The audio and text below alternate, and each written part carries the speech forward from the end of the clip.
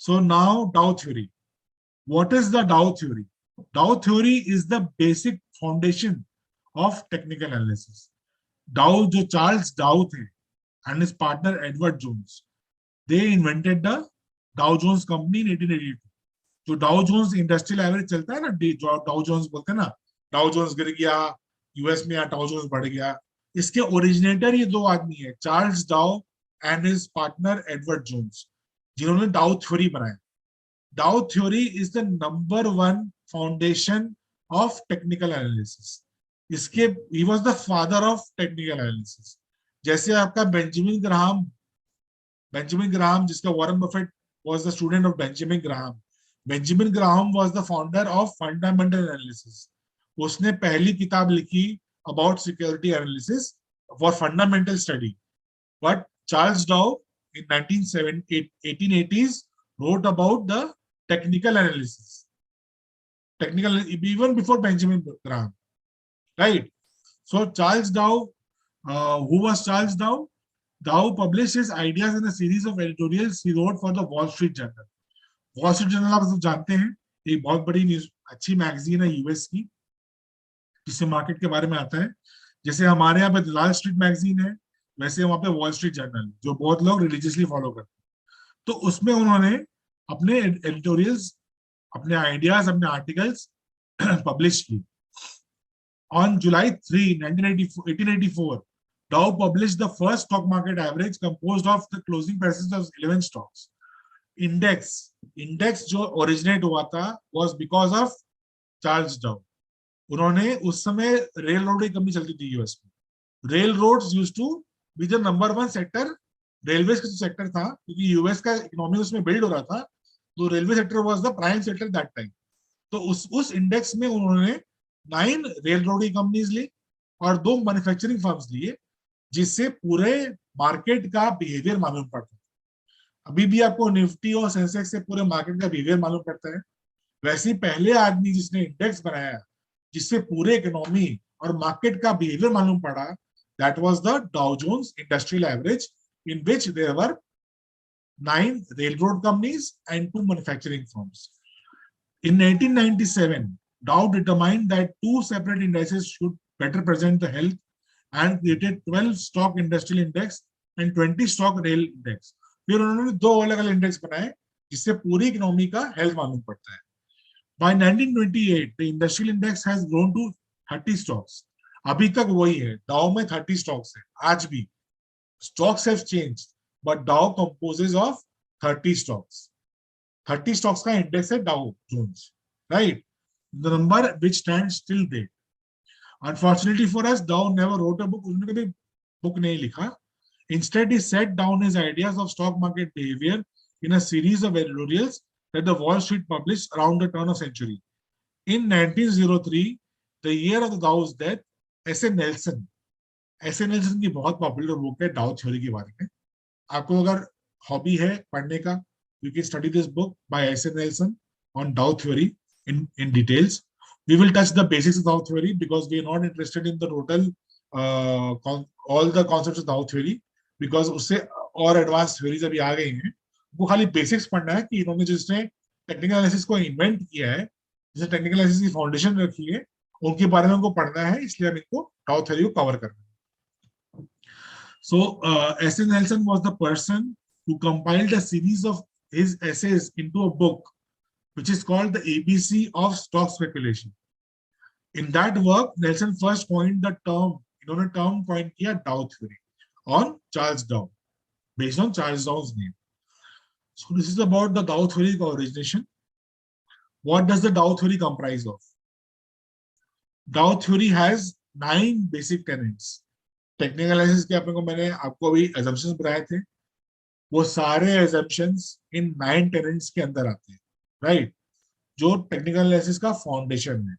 So very attentively please listen to what I'm saying now. Dow theory has basic tenets. Basic tenets क्या क्या हैं? 9 principles हैं. Basically there are 9 tenets of principles of the Dow theory. First is, as you can also read in the slide, but I'll explain this to you. First is indices discounts everything. I told you earlier, price में सब मालूम पड़ता है, price से मालूम पड़ जाता है कि क्या चीज उस प्राइस में क्यों है, वो चीज उस प्राइस में, उस प्राइस में वो क्यों डिजर्व करती है वो चीज, बिकॉज ऑफ मार्केट कंडीशंस और because of its own reasons.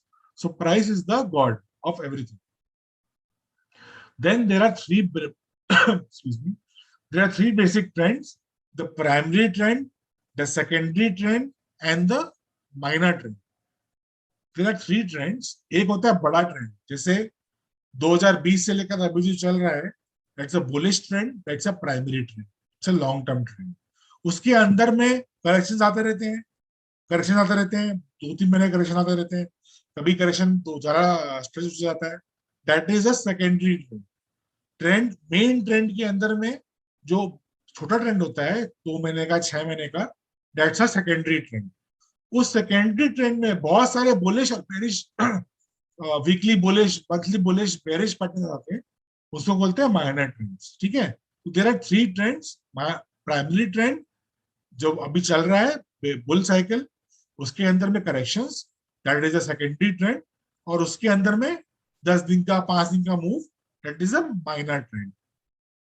Third tenant is the primary trend is the major trend, the market that lasts from a year to several years. This is the main trend. अभी जो चल रहा है वो bull trend है. It indicates the broad multi-year direction of the market. While the long-term investor is interested in the primary trend, an active trader is interested in all trends. The primary trend could be a primary uptrend or a primary downtrend.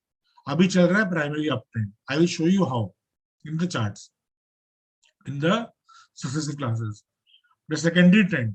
There are corrections in the primary trend. Think of this as a minor counter reaction to the large movement in the market. Right? Minor trends, daily fluctuations. There can be daily fluctuations, weekly fluctuations in a secondary trend. Main trend, secondary trend, then minor trend. It's clear to all of you? So all indices must conform with each other. This is another very important theory of Dow. Basically what it means is कि जैसे Nifty है, bank Nifty है, Nifty pharma है, या आप सिर्फ Nifty को study नहीं कर सकते, आपको उसके कंपोनेंट्स के सेक्टर को भी स्टडी करना पड़ता है. जैसे बैंक निफ्टी हो गया, या यूएस डॉलर हो गया, या यूएसडी आईएनआर हो गया. ये सारे इंडेक्स को स्टडी करके आपको एक ट्रेंड मिलेगा. सिर्फ निफ्टी को स्टडी करके आपको ट्रेंड नहीं मिलेगा, क्योंकि आप देखो कभी कभी निफ्टी चल जाता है, बैंक निफ्टी नहीं चलता है. तो 4-5 दिन बाद क्या होता है कि निफ्टी चलना बंद कर देता है बैंक निफ्टी के कारण, क्योंकि बैंक निफ्टी नहीं चलता. तो इसीलिए सिर्फ निफ्टी को स्टडी करने से नहीं होगा, आपको बैंक निफ्टी देखना पड़ेगा, आपको कुछ और भी पैरामीटर जैसे यूएसडी आईएनआर देखना पड़ेगा, और डॉलर इंडेक्स देखना पड़ेगा. बाकी इंडेक्स देखने के बाद आपको इस निफ्टी को कंबाइन करके फिर आपको ट्रेंड को स्टडी करना है. That is what it means. All indices must confirm with each other. सबको साथ में लेके चलना पड़ेगा, जगह पर ट्रेंड बनता है. सिर्फ निफ्टी को स्टडी नहीं कर सकते, आपको सब चीज स्टडी करना पड़ेगा in relation to Nifty to study the main trend, right? Then the seventh tenet is volumes must conform.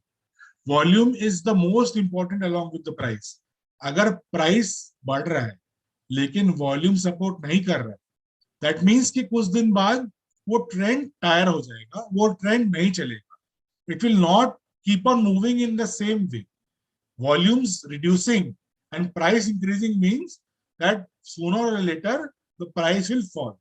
And volumes increasing and price decreasing means the market is in a big correction, and when the volume decreases in a downtrend, that means the bears are tiring and there will be uptrend.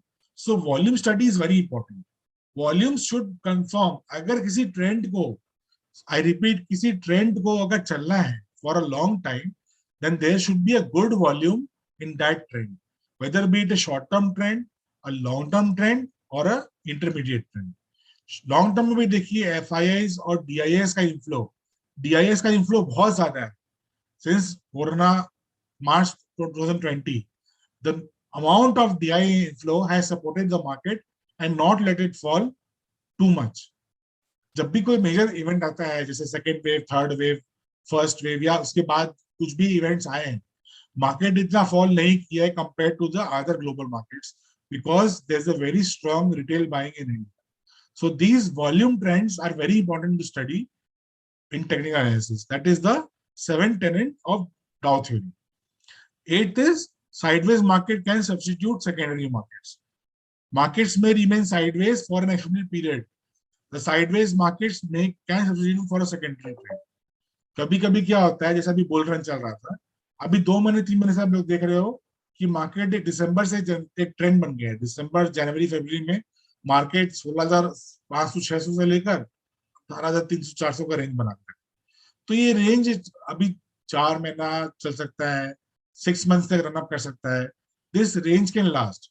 This is a secondary trend, a range bound secondary trend in a major bullish trend. अभी bearish phase नहीं आया है क्योंकि Nifty ने अपना 200 DMA तोड़ा नहीं. जिस दिन 200 daily moving average, exponential moving average तोड़ेगा, द लॉन्ग टर्म चार्ट्स में अगर ट्रेंड तोड़ेगा, तब market will be bearish, starting to have bearish along with some fundamental news. But technicals will indicate first कि ये 200 डीएमए तोड़ रहा है, मतलब कुछ ज्यादा खराब न्यूज है, जिसके कारण लॉन्ग टर्म का जो बुल ट्रेंड है वो खत्म हो रहा है.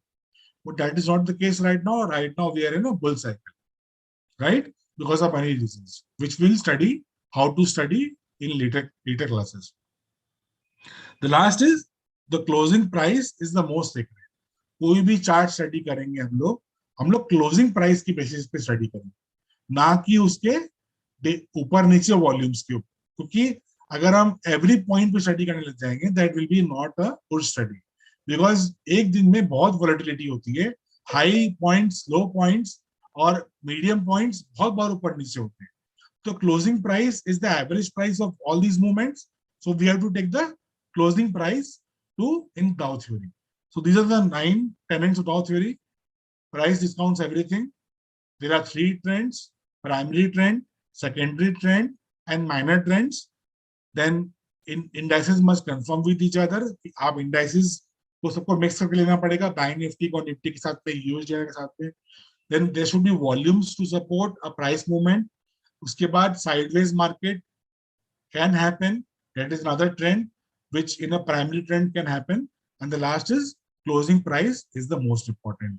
These are the basic tenets of Dow theory.